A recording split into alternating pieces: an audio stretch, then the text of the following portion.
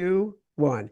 Welcome to the Favorites, the podcast presented by Bet365. We are part of the Action Network. Today is our week 18. We made it. Week 18, Tuesday, NFL episode. I am Chad Millman, Chief Content Officer of the Action Network. We are coming off of a 2-3 week in our contest. We did not have a Sunday show. We will have one this week, by the way. We will do a very brief recap right now of winners, losers, good calls, bad calls.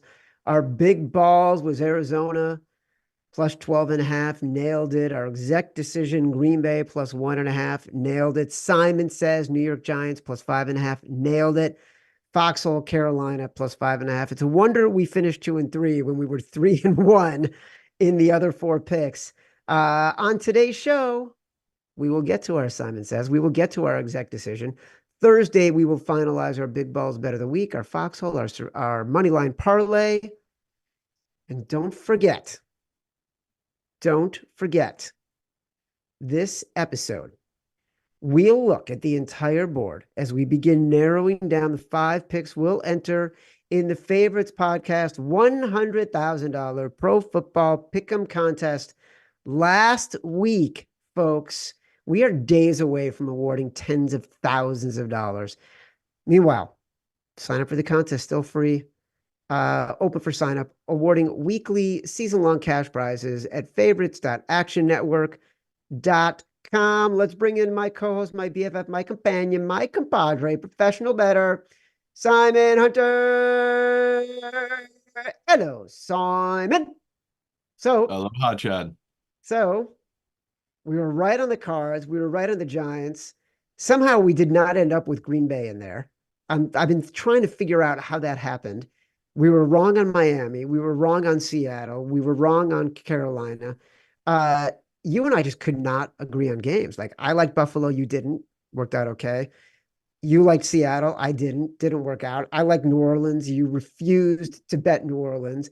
On Sunday, we both liked Chicago. But ultimately we didn't want to take out Carolina because we had a good number. It's our last week to get it right. Their last week. Yeah, it's tough. It was a week of a lot of bad beats in the sense of, I do our money line parlay every week. We had a 2-pointer in the Lions game that we should have won the money line on the Lions. Didn't work out. We had the Giants where Taylor threw just a little behind Saquon Barkley. Didn't catch it to get a 2-pointer. And it was just brutal because we hit the Arizona plus 550, plus 530. Yep. Just needed one of those other big dogs to come through, and it would have been a nice payday. But didn't hit. But like you said, it's just one of those weeks where, we had a lot of games we liked, a couple games we disagreed on. And unfortunately, instead of going 3-2 or 4-1, we ended up 2-3. And that's just how it breaks. That has not happened to us much this season. So I'm okay with it happening at the end of the season. And look, the fact of the matter is, part of me, we're going to go through this. Like, we're not going to win the contest, but we're not going to lose the contest. And so the fact, like, we went 2-3 this week in the contest. We've got one more week to go, knowing that our fate is kind of sealed and we didn't embarrass ourselves.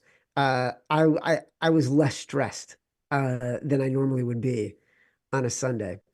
As a reminder, the Favorites Podcast is presented by Bet365.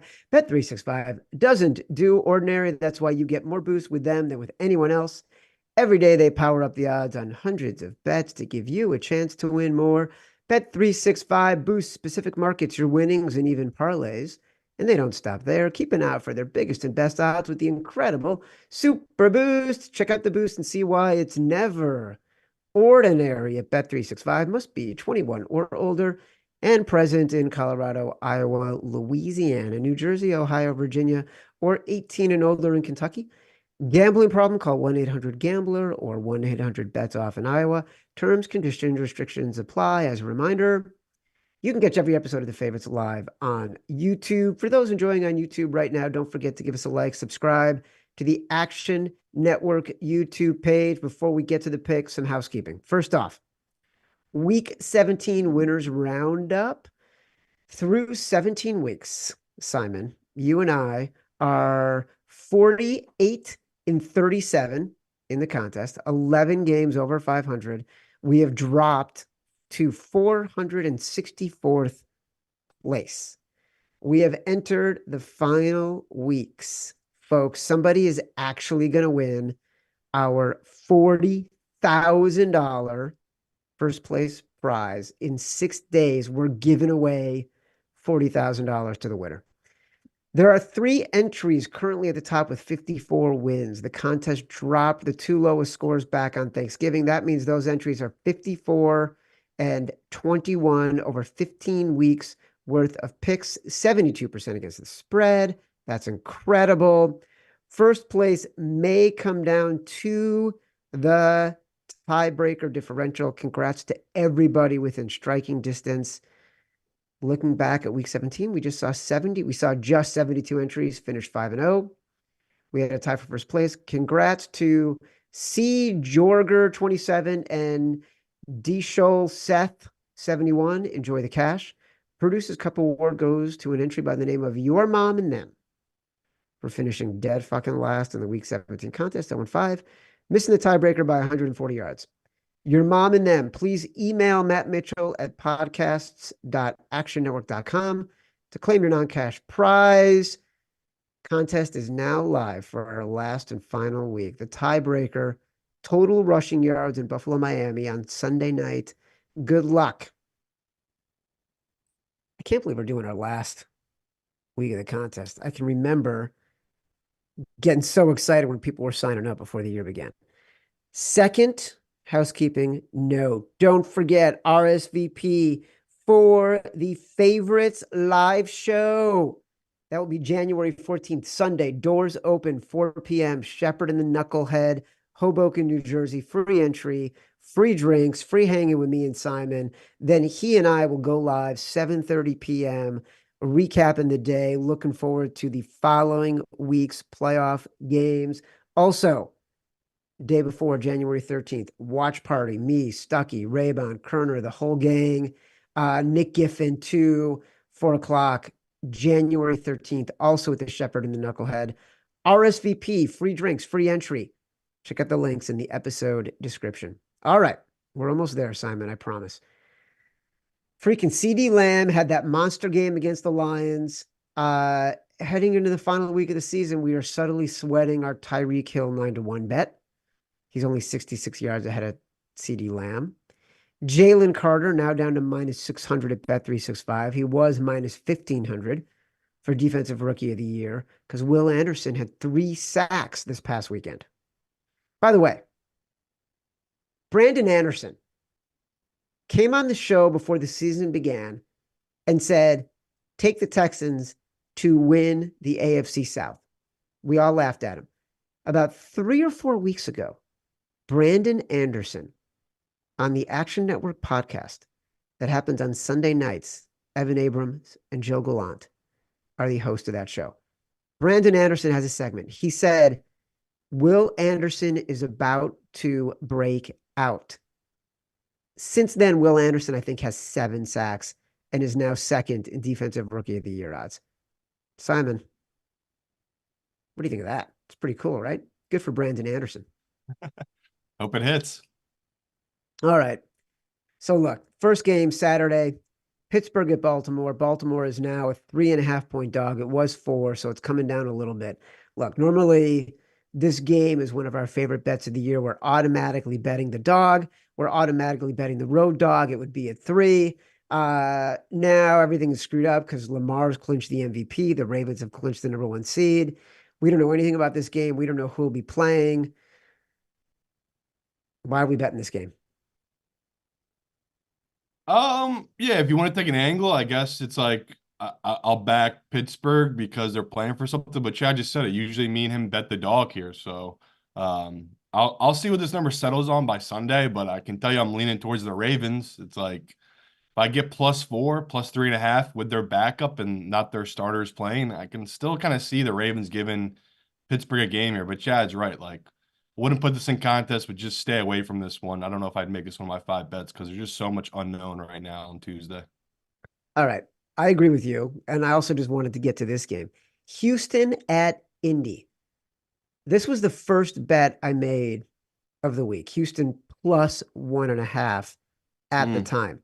It is now moved to Houston -1.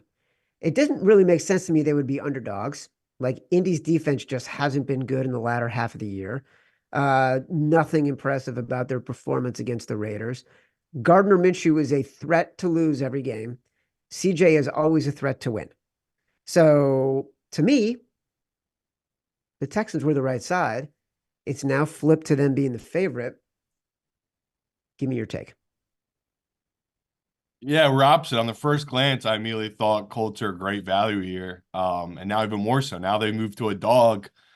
I'll just wait. Like let the public keep betting Houston and let me get the free bump up of a number. Houston said it all season. They're just a different team on the road. And um, as much as I want to back them, you're backing a rookie QB and a rookie coach. And I mean, what is this? The most impactful game that Houston's had in 5, 6 years. Like such a huge game for this franchise playing a Colts team that they've been a dog and slept on all season. I mean, no one's given the Colts their flowers or the credit they deserve, where it's like there's just so many other storylines that kind of get left in the dust. But like this Colts team, this is incredible. Like this crazy they've made it this far. They're in this spot.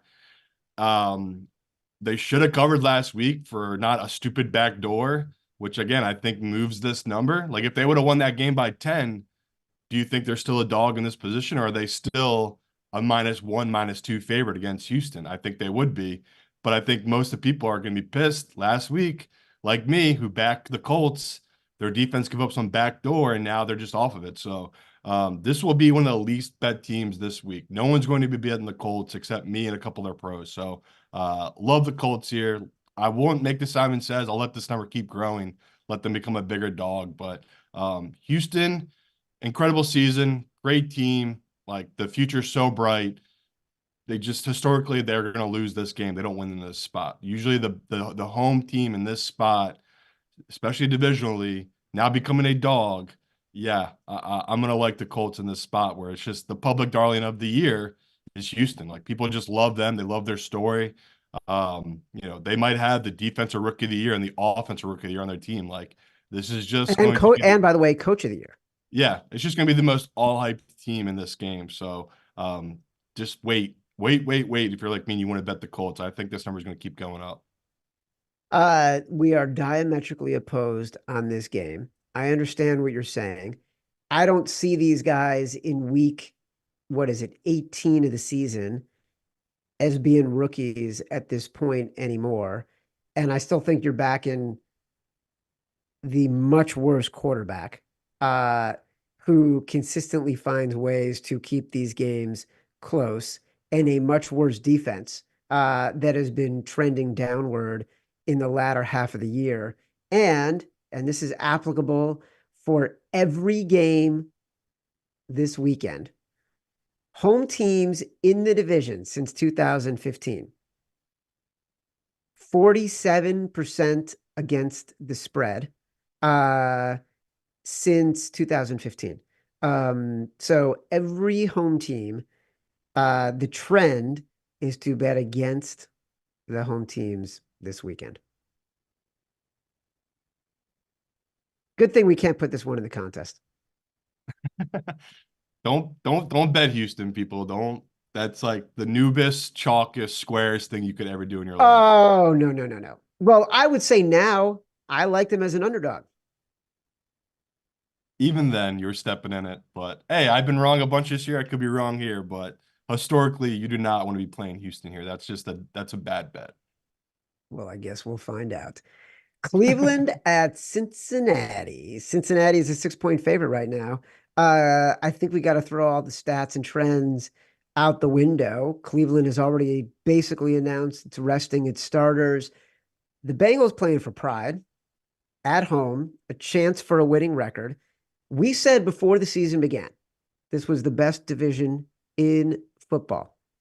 It's the only one, if the Bengals win, that will have every team finish above 500. But that's still a big number in the division against a rival. I don't really have a strong opinion about this one.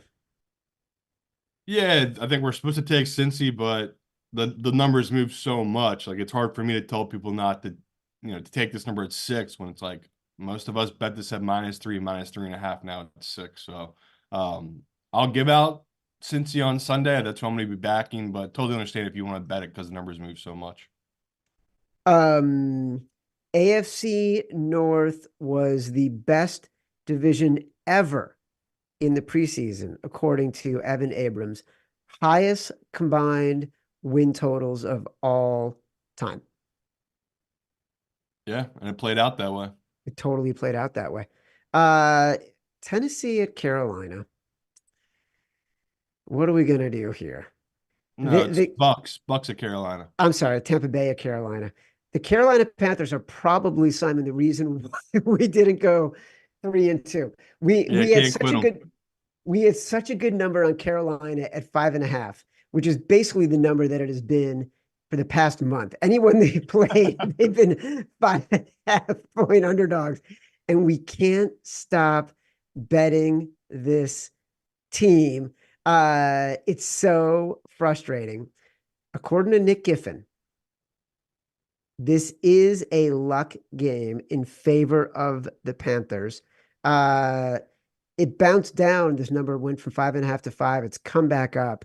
So, look, I feel like the Panthers are the right side here. I don't want to bet the home team in the division. I don't want to bet the Panthers again. But this is such a big freaking number for a team that we know we have liked at home against a team that I think reached its peak value.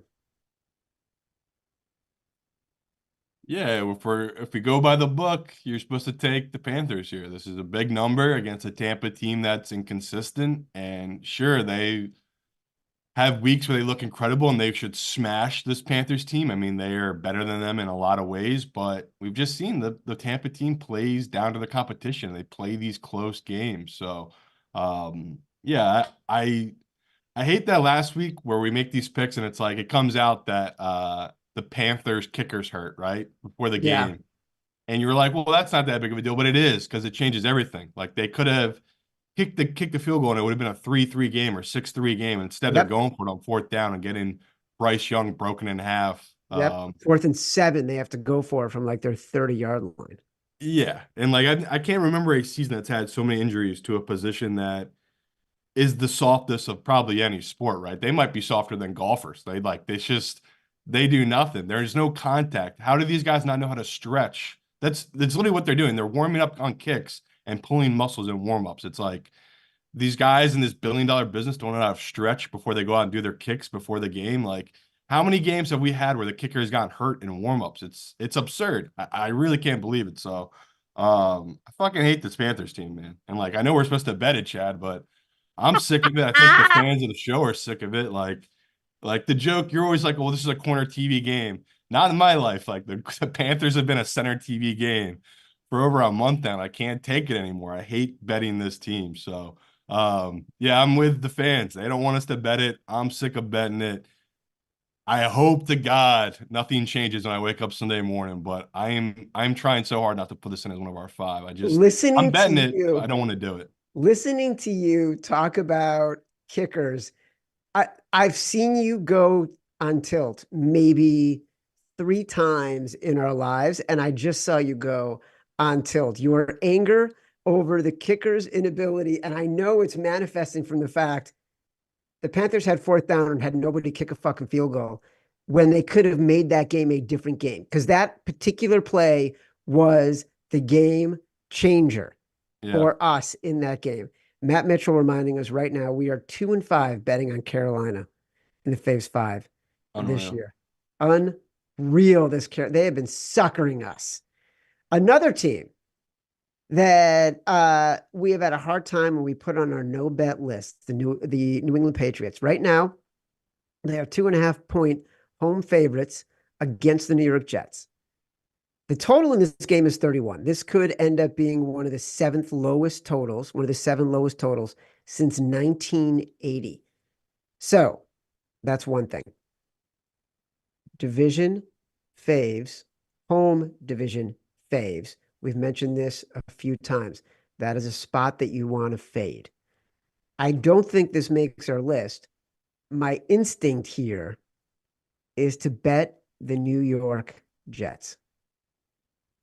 Yeah, me too. But like again, thank God this isn't a great number. If this was 3.5, I would be all over this Jets team. Seen a lot of 2.5s out there. It's just there's no real value here. No.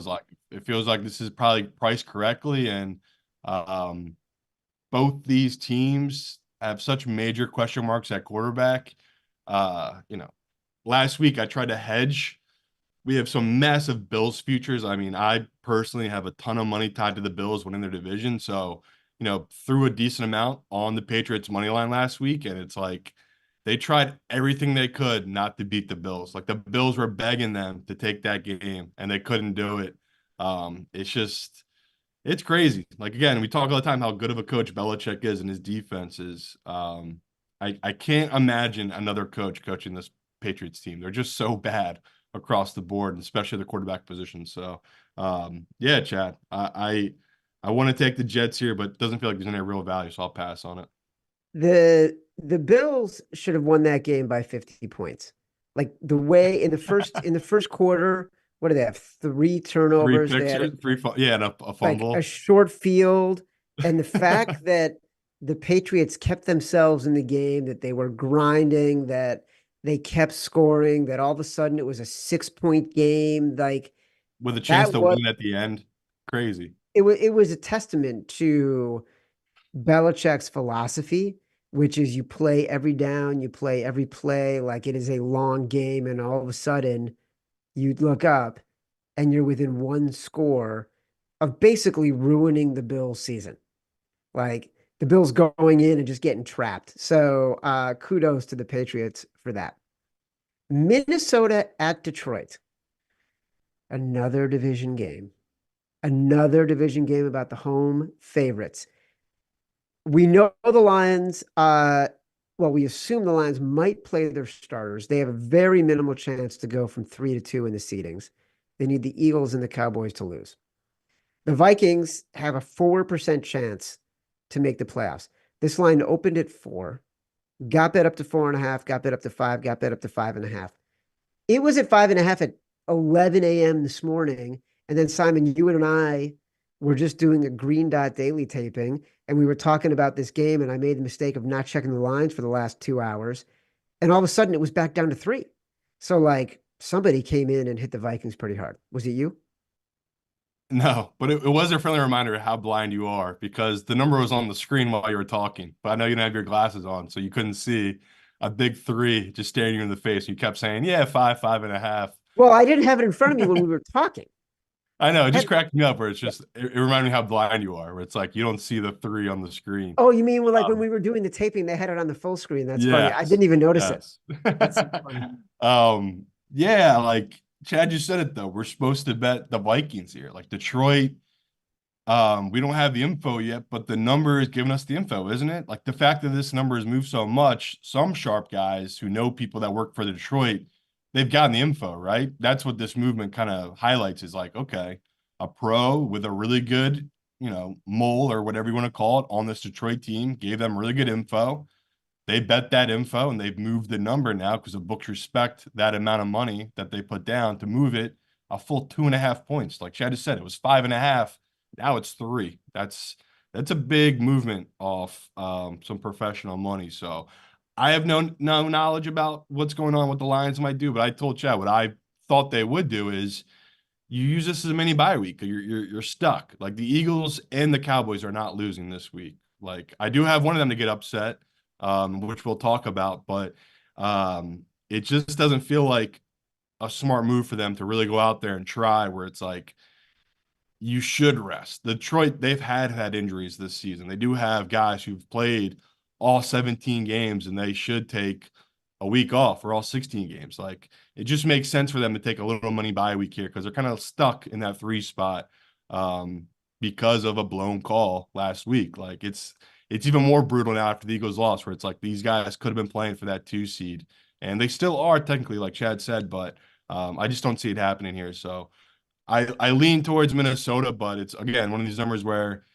I wouldn't take it because we really don't know yet. Like I would bet the 3 now just in case the Lions do sit people, but it would be brutal if it's like, okay, Detroit is playing all their guys and this number goes all the way up to 6.5. And it's like, well, now I feel like an idiot. So just be careful here. I'm betting Minnesota. I bet them at 3.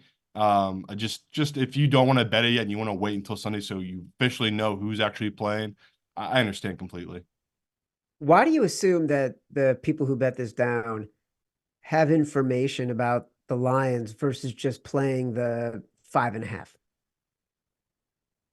I mean, you just saw Minnesota this past weekend, right? You bet on Green Bay.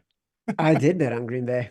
So yeah, like I think they know what we don't know. Like they know either what's going on the Detroit side, or maybe you're right. Maybe they know the Vikings are playing Nick Mullins and different info like that. That's why they've moved this number. But I'm just trying to explain to people that this number is not just moving off. Yeah, these guys love the Vikings here. Like no, they got info why they're backing this team here. Like they got early info that we don't have.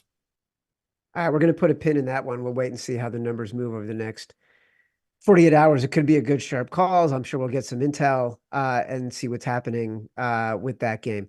Jacksonville at Tennessee. Tennessee is now a 5-point underdog. A game that the Jaguars need to win the division. Listen, we have spent a lot of years profiting off of Mike Vrabel in Yeah. this scenario. This is like exactly when we have loved to bet him. But to our credit, we have backed away from that the past few weeks because there's only so much bad quarterbacking, bad secondary, bad defense that Mike Vrabel's magic can overcome. Meanwhile, the Jags actually have something to play for. You want to fade home teams in the division in this spot. Um, it's funny. I don't really have a lean on this. Do you? Yeah, it's Vrabel at home as a dog. I love Vrabel at home as a dog, and I have all season. And I feel like I've had a good rhythm on them this year where I don't back them on the road. I've stayed away from it. Even this past week, I think we talked about it on Sunday. It was Yeah, like yeah. 4 plus 5, and it's like I don't want to back Tennessee on the road. They're just a different team than when they're at home. Here they are at home again, Chad, as a big dog. We take this. Like we got to take this number. This will probably be one of our 5. Like it's just too big of a number, especially for a Jaguars team that we know they're not as good as they looked against Carolina, right? Like this team, you know, they've had injuries all across the board, but it's just all together. They just feel like a sloppy team. I mean, they were 8-3, and then they lost whatever it was, 5 straight games until last week. Yeah, great game for them last week. I think we're getting 2 free points here on Tennessee, Chad. Like, again, probably should make this Simon Says. Maybe I will. You know what? I will make this Simon Says. Give me Oh Tennessee, boy. Simon Says. Oh boy. 'Cause I know Simon this other game, says. Chad's going to be comfortable making this like our big balls or something come Thursday. But Tennessee in this spot with their defense, you know, they've struggled against the pass. If it's CJ Beathard, I'm not too worried about him passing. And then if it is, whatever it is, might be the quarterback for Tennessee right now. Like I don't know who it's going to be. If it's going to be Will Levis or Tannehill, we really don't know. I honestly really don't care. Like they're both to me bad. Like the the difference between Tannehill and Will Levis is not that big. Like shocking to say that Tannehill's fallen off that much, but like at least Will Levis can take the big plays down the field, which we've not seen Tannehill do. Like Tannehill plays like a 15-year vet, right? He just checks it down or takes the safe play, or he just takes the sack. Like that's literally what Tannehill does. So the Jaguars defense with Josh Allen, they looked incredible last week against that Panthers team. I think most defenses this year have looked incredible against that Panthers team. So I will take Vrabel in this spot. There's tons of rumors right now that he is leaving after this season, that him and the general manager have been butting heads, and he wants out. If this is it, this is the everything game for him and this team. I could see the guys playing hard for him, right? Like we talk all the time about how much his players love playing for him. They know this is it for Vrabel. They know they could play spoiler to this Jaguars team. Give me the 5. Give me the 5.5. I'll back Tennessee here in this spot. Could be the last game for Vrabel. Could be the last game for Derrick Henry. True. This is very much potentially the end of an era for the Tennessee Titans. So, all right. Well, that's a little bit more of emotional value on the Titans there. Uh, Atlanta at New Orleans. Listen, we are an Atlanta Falcons podcast. Yeah.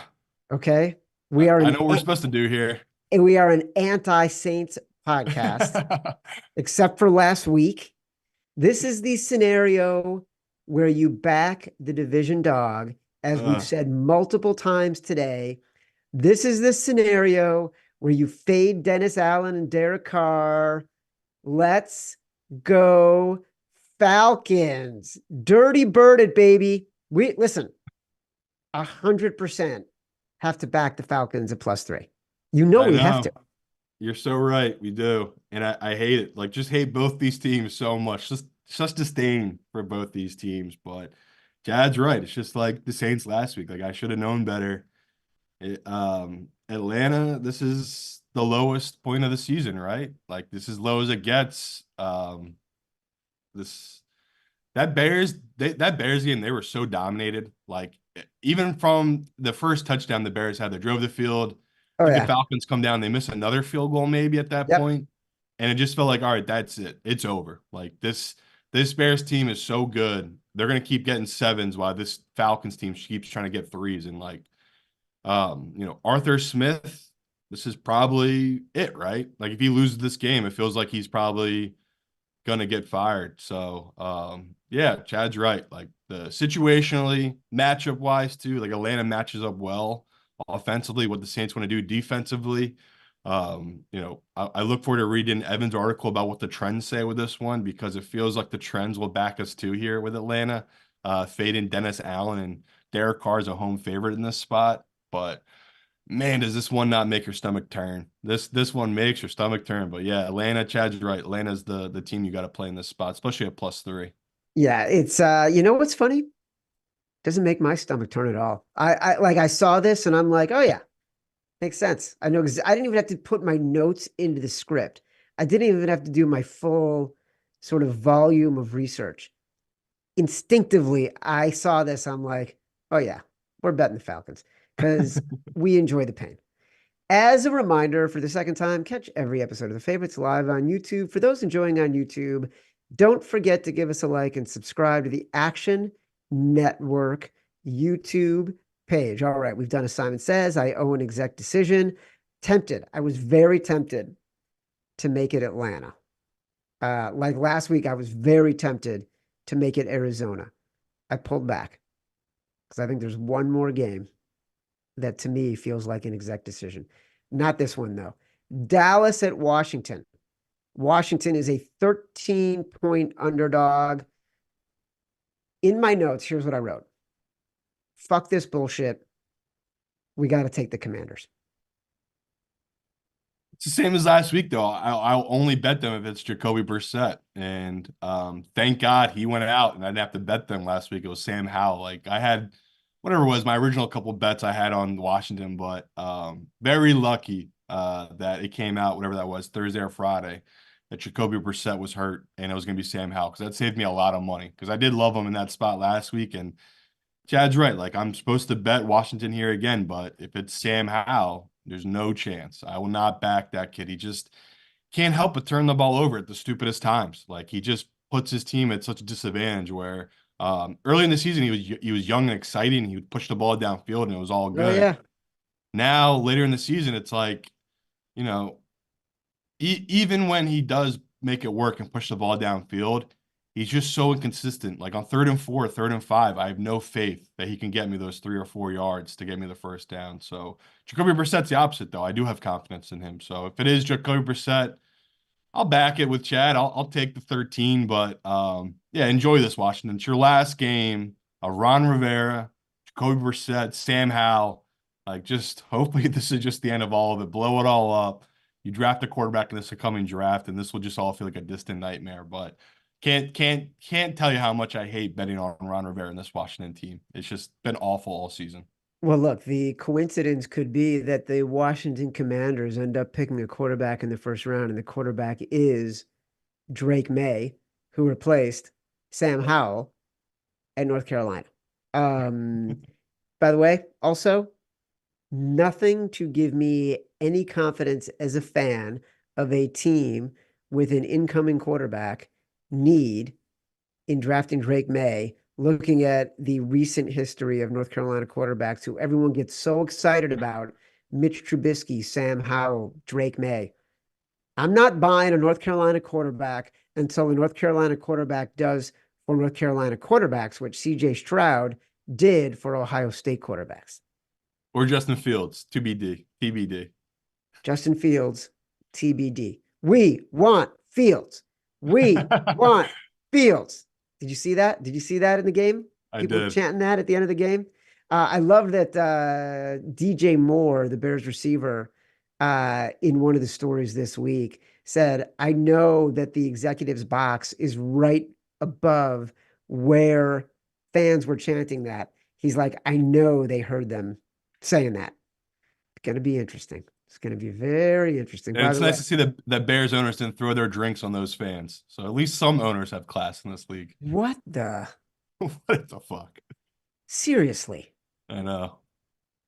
That's Imagine that just, guy being your boss. Holy shit. Hey, Chad, yeah, I just wanted to yeah, add this yeah. to anyone listening. If you can hear this, if a billionaire throws a drink on you, you got to act like that shit is acid. I would be writhing around on the ground in sheer agony if for no reason one of the world's richest men threw a drink right at me. Just want to make sure everyone's aware of that. Well, look, there it is funny. There's a newsletter I get called Sportico, and one of the writers for Sportico did a breakdown of the legal possibilities if David Tepper threw a drink on somebody. And they said that the thing they need, if they want to go after him, they have to have made a complaint with stadium security and the police immediately about the distress or agony or pain or suffering that they endured from having the drink thrown on them right away. And that the longer you wait, the less of a case you have. So whoever had the drink thrown on them, they might have to be thinking about it. But seriously, you're a billionaire. You own the team. You fired coaches in season 3 times already. You consistently make the wrong choices. You did it again by throwing a drink on somebody. I will add that while in beautiful Las Vegas, Nevada, in a casino once, the Dallas Cowboys scored a touchdown to backdoor a spread many years ago. And I yelled, yes, as another guy yelled, fuck, pretty far away. He then turned and threw a bottle of beer at me or in my direction. And it whizzed by me and knocked the drink I was holding out of my hand. And the drink exploded. And then he ran away. And I immediately complained to security and said I'd like to press charges for those kind of same reasons. And the giant security guy in the suit was like, you don't want to do that. And I was like, no, I know, I get that. What are you going to do? And then I got a 7-day hotel stay paid for. So, no way. But you do have to make your complaint right away. And I'm just glad he didn't knock all my fucking teeth out. So yeah, anyway, important life lessons for all of our listeners. Betting advice and legal advice here at the favorites. Kansas City at Jacksonville. I'm sorry, at the Chargers, LA Chargers. I misread my notes.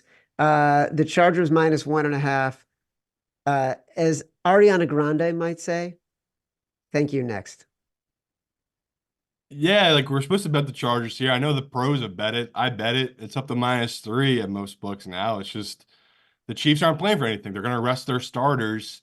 The Chargers have been playing with their backups for like 4 or 5 weeks now. So what backups are going to be more prepared for this game? I'll give that to the Chargers, but Chad's right. It's like really hard to make a line on this where I don't know for a fact the Chiefs are sitting. I'm just going off what other pros and what the line's telling me. And the line is telling me the Chargers aren't playing anybody. You think the Chiefs aren't playing anybody. You think the Chiefs starters are bad this year? Wait till you see their backups. Like that's going to be really something special. Mahomes has held together that team so much. I think Chad Henne retired, right? I don't even know who their backup is. He did retire. Yeah, so not sure who the backup is for the Chiefs, but yeah, I guess you've given so many more reps to stick in this Chargers offense, as bad as they've looked. You assume that's where the value is, but we saw last week the Chargers sat Bosa, they sat Keenan Allen, like they're just they're packed in. They're ready for the offseason. It's really hard to make a number on this game, but you want to know what the pros are doing? The pros are back in the Chargers. Chad just said it. This number was -1. Now it's up to -3.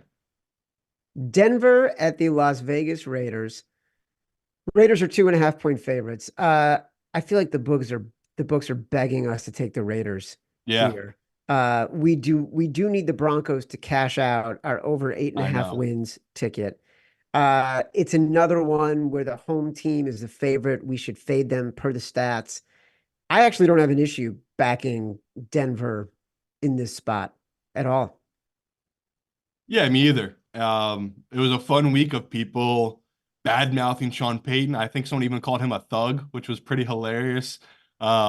It's a business, people. Like, what do you not get about this? It is a business. Russell Wilson, he got his money. Like, he put off the greatest scam ever. Ever.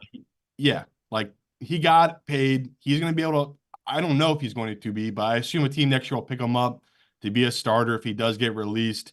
He's going to be all right. Like, don't doubt the Broncos for making this decision. I think Sean Payton's whole point was, I can put some scrub in there and I can pretty much get the same amount of output that I was getting for Russell Wilson. Now, that's not entirely true, right? Russell Wilson's going to be better than Stedham or whoever they're putting back there. But I think his whole point was, I can redo all this. We can let me redo this, and I can get my own guys in here and rebuild this right and make this a good team. And I don't think he saw a future with Russell Wilson. I mean, you go through and watch their plays this year, it was very, very basic. It was very college, high school-esque, where it's like they basically ran out of 4 or 5 formations. They only ran 7 or 8 plays. And a lot of stuff you hear is that he just thought Russell Wilson was too dumb to learn his playbook and learn all of his plays. And that's why he kind of did that. And it's a big deal. Like, the Broncos have made a decision now, right? They're taking Sean Payton's side. They're letting him dictate things. They're letting him run the show. And Chad's right. In this position with Denver, I think they're a better team. I think, as fun as this Raiders run's been and how well their defense has been playing, I give a slight edge to this Denver's offense against this Raiders team. So Chad's right. Like, with the way the number is, the 2.5, I feel like the books are kind of egging us on here, right? Begging us to come in and bet this Raiders team. They are. And I'm with Chad. Like, I want Denver. I wanted it 3. So 2.5, I guess I'll have to man up and take it, but I'm hoping this gets back to 3. Yeah, it's a fascinating story that's going on with Denver right now. Yeah. And it kind of, not that we didn't already know this, but everything Pete Carroll said about Russell Wilson in Russell Wilson's final season, where he was getting lambasted for not letting Russ cook and changing the way they call plays and then getting rid of him. That feels like a lifetime ago. I know, right? But it really does. Turns Let out Russ cook. Turns out Pete Carroll saw what he saw on the tape, which is what Sean Payton is now seeing on the tape. And it's just a different world for Russell Wilson than it was back in the day. And like, look, the Seahawks might not be any better, but they might have been worse and paying the guy a lot more money. So, Pete Carroll wins, the Denver Broncos lose, the Sean Paytons will manifest themselves a new future with a new quarterback in 2024. We will be suckers. We will bet on the Broncos season win total because we love Sean Payton. Meanwhile, Broncos, go ahead. I was gonna say, it is incredible in a year where the Chiefs have had an absolute year from hell. They're not that good. Travis Kelce looks like he's about to retire.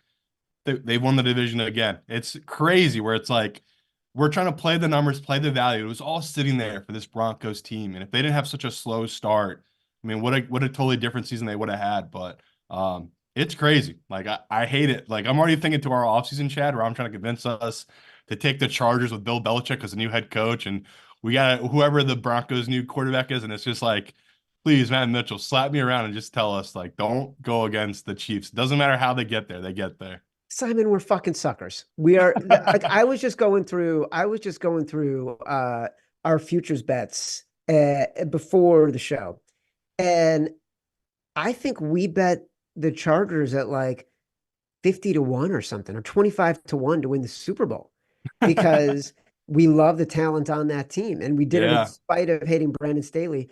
We are always going to bet the Chargers. We are always going to bet the Broncos. We're going to No, I'm a continue. changed man. I'm a changed man. No way. No way. I'm honestly, I'm off Herbert. I can't wait to do our top 10 quarterbacks because I like Herbert's great, but would you really take him over Stafford, a guy who I was the only one to have in our top 10 last year? Like, no. Like Herbert, he completely fucked up this year. So I'm excited to see what he does next year, but totally off the Herbert train. I tell you that much. Well, listen, speaking of Stafford, the Rams are 3-point underdogs in San Francisco the final weekend of the year. It opened at 2.5. I'll be honest, Wow. I thought it would move in the Rams direction, given the circumstances. You know, the Niners really have nothing to play for. The Rams do. But this line actually got up to 3.5 and then has been brought back down to 3. What is your take on why it moved to 3.5? And I'm texting a guy who's really locked in with the 49ers. He knows all things that go on the 49ers. Like, if you're new to the show, a couple years ago, I won a shit ton of money betting Trey Lance to be the 49ers draft pick. And this was kind of the leak. Like, this guy, he knows what the 49ers are doing. Unfortunately, doesn't know what the Rams are going to do. And so me and I've been texting back and forth. I'm just trying to get info on this Rams team because are we sure they're going to play their starters as well? I'm pretty sure they're locked in at the 7 or 6 seed, right? And if they win, maybe they get to the 6th seed. Does it really matter for them rather than taking this week a rest? Where I've seen Sean McVay year in and year out, he rests his guys. I mean, we talk all the time. Is there a better fade in the football than fading the Rams in preseason? They never play starters. Same thing goes when the Rams were, not a dynasty, but all those years McVay when they were winning, being the 1 seed or winning their division, Yeah. they would always rest guys in this final week if they didn't need to play them. So, like I want to bet the Rams. I want to fade Sam Darnold because that's who would be playing for this 49ers team. That's a nice spot to back a Rams team, especially if it's Stafford and the boys. But we don't know. Like I don't have any info here, so I just don't want to give you guys a bet here, and I don't really have the full info. But yeah, leaning towards the Rams. If it was 3.5, I would make a bet right now without any known info. But Chad has said it's at 3 at most books now. I'm just not going to take that number. Why do you? I was just confused that it moved from 2.5 to 3.5. Like, and it happened in an instant on Sunday night. I don't know if you've heard anything. Did someone come in and bet big on the Niners at 2.5? Like it Well, just I heard the was Rams might sit guys. That's the thing. That's what I'm hearing. okay. So I think But that's what guys are trying to bet that early movement because they're like, well, I mean, we know the Rams are, a star and scrubs team. Like they got the 4 or 5 yeah, star players and the rest of it's just thrown together. It's they're one of those teams. They have zero depth. Like they just sold all their draft picks back in the day, so they don't have any depth. So big deal for a team that's going to set starters against a 49ers team that, they've had pretty good backups over the years, right? Guys have come in and played pretty well for them. So it makes sense, the early line movement. Like I said, though, Chad, I don't really know what to do with this one. Philadelphia at New York Giants. Giants are 5-point underdogs right now. Bet 365. These teams just played a couple weeks ago. Giants covered miraculously. Eagles are in dire straits. They need to win to maintain playoff positioning. Giants are the right side. Not a game I feel comfortable with. Uh, Partially because it just feels like we got our Giants win this past weekend against the Rams. Um, and No. what's that? What? No, I don't know why I thought you were gonna make this your exact decision. This just feels like a Chad game. I can't believe you're not loving this one. The Giants at +5? Yeah. I'm not loving it. It wasn't in my exec decision final two. My final two for exec decision were the Rams, but I wanted to hear more information. Yeah. And then one that's coming up that will be the exec decision. Yeah, when the Eagles played the Giants, they played Danny DeVito, and that to me was a big advantage to them. When we saw Taylor last week against the Rams, he is so much better than DeVito, right? He's such Yes. a more comparable quarterback, and the Eagles might be broken. Like you might have just saw their whole spirit and will get completely broken in that game. Where I wasn't worried when all those losses they had, like didn't worry me, right? Because it's just like that's football. Like you make little mistakes, like things like that. Those things happen. Arizona played so much better than them in that game. They dominated them that game. The Eagles were incredibly lucky to be up 21-6 at halftime, where they were outpossessed, they were outrushed. everything. Like their defense is so broken right now, and they try to turn it to Matt Patricia, a guy who gave up whatever that was, 41 points when he was a DC to Nick Foles in the Super Bowl. Like this guy has never recovered from that. Patricia has been broken now for 7-8 years. Like the guy just, even if he gets it right for 1 week, it all comes back. Like he's just not well prepared. He doesn't know how to scheme up against teams, and everything he did against Arizona was embarrassing. Like the Arizona coach outcoached him in the sense that they had a weird look where they would drop Reddick into coverage if a certain look for Arizona had on offense. And when Arizona figured it out, they just ran pretty much the same style, like not the same scheme, but basically they ran the same play over and over again because instead of having Reddick rush them, they had him drop into coverage because Matt Patricia is just a dinosaur. Like he runs his defense. He's like, well, I'm not gonna change what I'm running here. And that's what happened at halftime. They go into halftime, they go, well, just because we've given up 300 yards doesn't mean I need to change the defense. Like we're holding them to 6 points. This is working. They got dominated in the second half. So Eagles just feel like a broken team. We're catching 5 right now. This will be the most teased team. I think the public will come in. They kind of have the same thought of, the Eagles are playing for something here. The Giants aren't. And we talk all the time, Chad. We like playing the spoilers, right? Especially in this final week. Especially in the division. Yeah. So the only thing I hate is this number probably should be 6, and it's not because of that Eagles loss. And what Chad just said, the Giants probably should have beat the Rams. And I think a lot of people know that, where it's like, Taylor, I think people forgot how good this guy can play and how well he is. So we got away with it last week with the Giants. We stole that one where people really weren't checking them out. This week they're on it, but I'm not gonna let that scare me off here. Like I like the Giants. My only hope is I'm gonna talk to a couple of bookmakers over the next couple of days. Like I'm hoping the Eagles are like, just what the Rams were last week. All the bets, all the teasers, everything's tied to them. That's when I know the value will go up on the Giants, where this could go from 5 to 6. Like we just need more public money to come in on this Eagles team. So grab the 5 now. I didn't make the Simon Says just in case this does go up, but I would grab the 5 now, just in case it does drop down to 4.5, 4. But I do see the public coming in pretty heavier on the Eagles. Yeah, right now all the tickets, about 70% of the tickets on the Eagles, so it should move in that direction. There are some 5.5s out there if you can find them, so it's worth doing a little bit of shopping. But my hesitation on this game was exactly what you just said.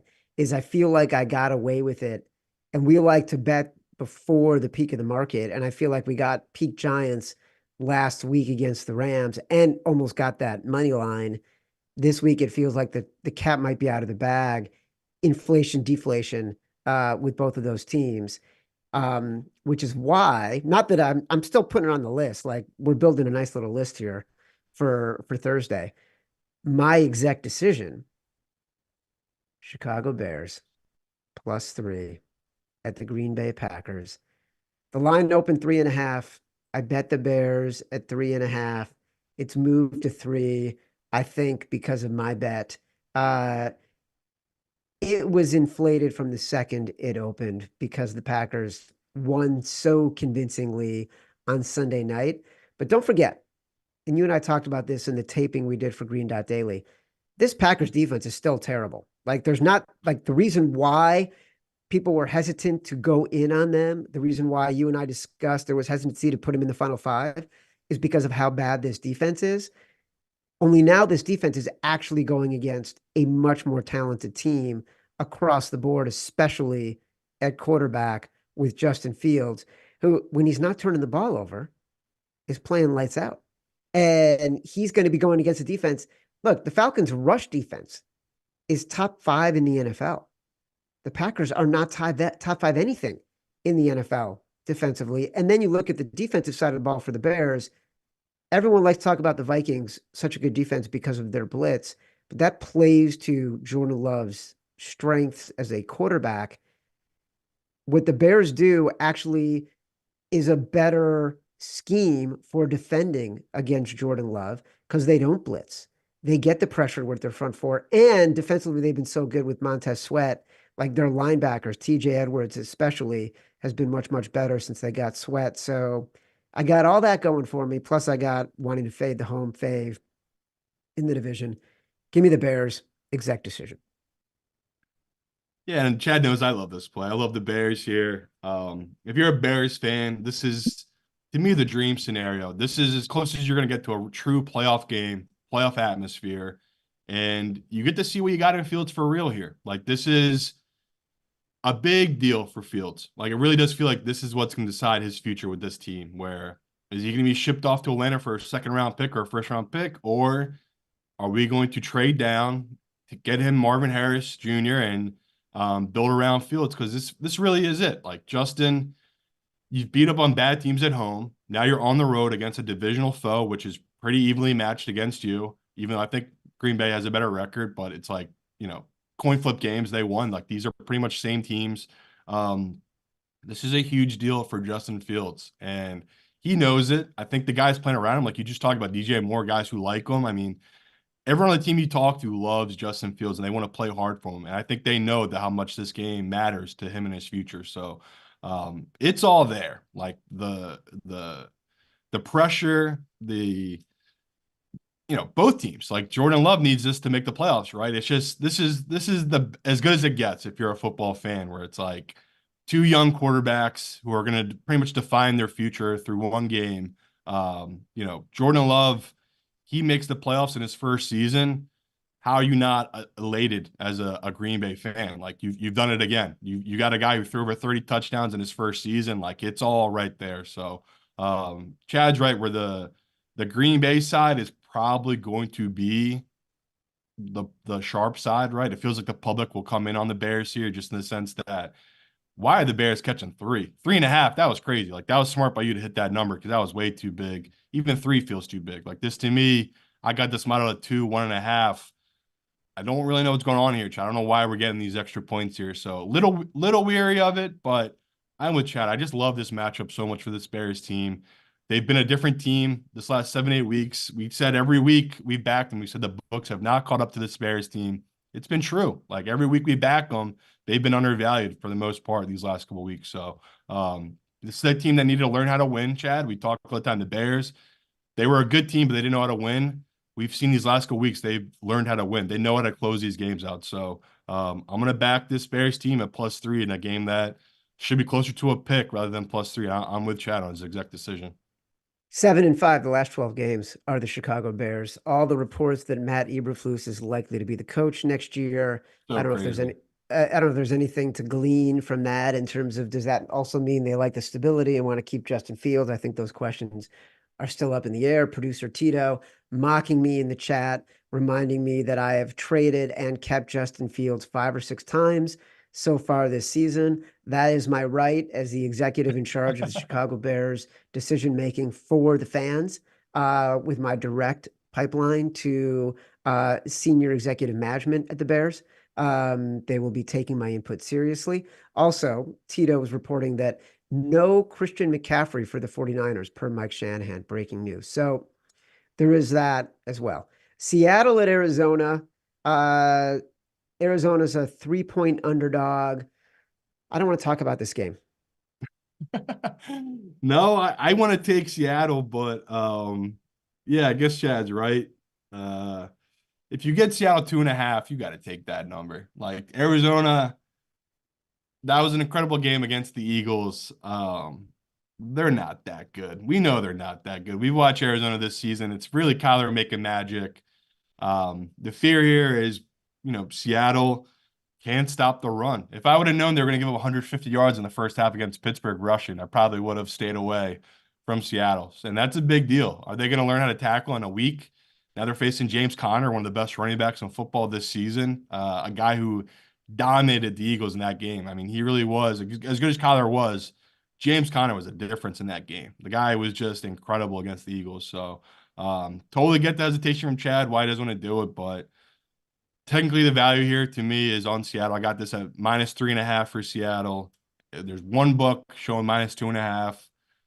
I'll take it, but man, am I fucking pissed at this Seattle team. It's just hard to back them when it's just they can't stop the run, and that's a big deal against an Arizona team that needs the run to establish the pass. And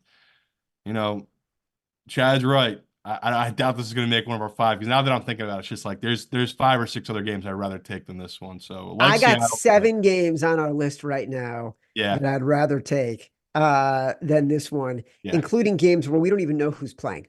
that's fair. No, I just that was a really piss poor showing by the Seattle defense. That was so painful to watch and know that we had it in the contest.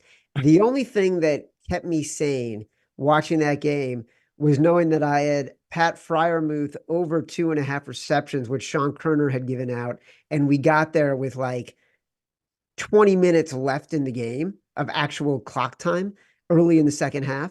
I watched, like, I knew we were not winning that bet after the first Steelers drive when Najee Harris could basically do whatever he wanted, whenever he wanted to do it. It was really a pathetic showing on tackling. Oh Pete yeah. Carroll pleading with his team to just tackle on the sidelines was just sickening if you really had a lot of money on that game.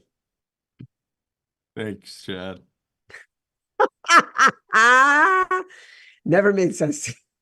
Simon, listen, we entered a brand new year, but to keep delivering the best podcast we can, I need to ensure you're keeping up on the latest news.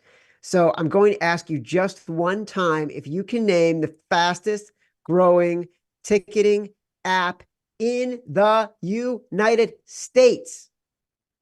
Game time. Game Time. That's our sponsor. I love Game Time for 2 reasons. One, they sponsored this show. Number 2, I actually use Game Time to buy tickets. I've said it before, no joke. This morning, I got my tickets transferred to me for the UConn Creighton game upcoming in 2 weeks. I bought them on Game Time.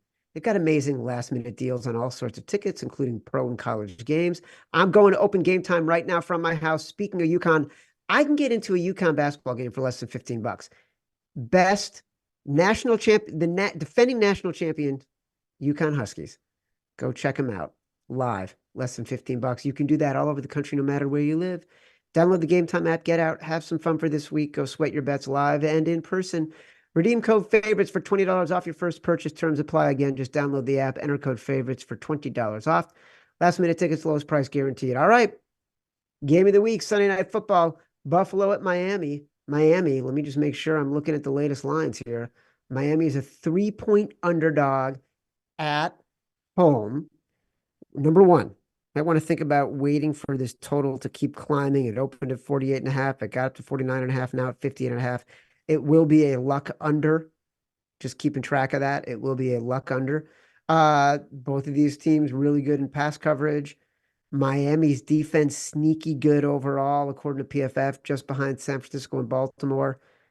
Hey, they've lost some players, including Bradley Chubb this past week.